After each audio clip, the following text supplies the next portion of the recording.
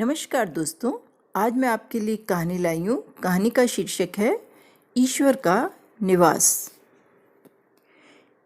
एक बार लक्ष्मी माँ ने भगवान विष्णु को बहुत दुखी मन से बैठे हुए देखा। तो माँ लक्ष्मी ने भगवान विष्णु से पूछा कि हे सर्वेश्वर, आप इतने उदास मन हुए क्यों बैठे हो? क्या कारण है आपके दुख का, मुझे कहिए।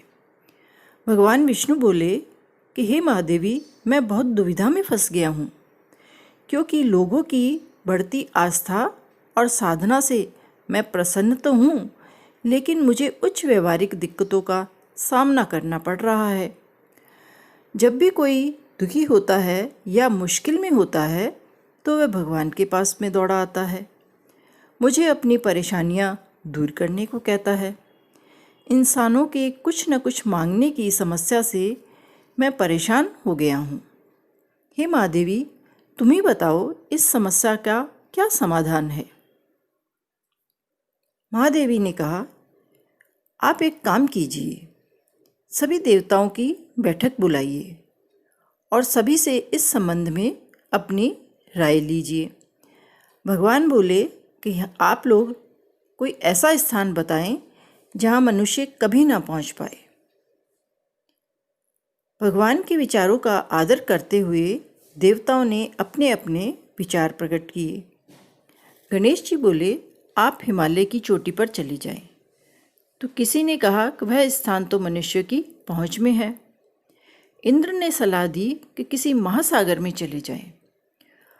वरुण देव ने ये सलाह दी कि आप अंतरिक्ष में चले जाएं। भगवान ने कहा, इन सभी जगहों पर तो मनुष्य पहुंचा है और पहुंच भी जाएगा।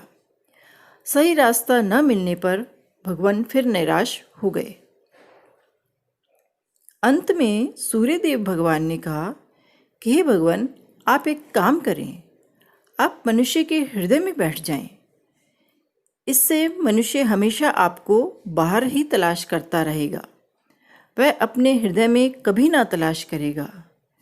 कुछ ही योग्य व्यक्ति जो होंगे वो आप तक पहुंच पाएंगे।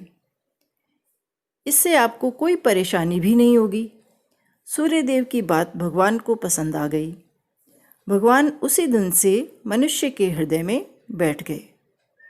तब से मनुष्य हर भारी जगह पर तो उनकी तलाश कर रहा है, मंदिर मस्जिद गुरुद्वारे में तो जाता है, परंतु कभी भी वो भगवान को नहीं देख पा रहा। क्योंकि भगवान तो उसके भीतर ही है। इसलिए मनुष्य को अपने भीतर झांक कर देखना चाहिए कि ईश्वर का जो निवास है वो हमारे हृदय में ही है।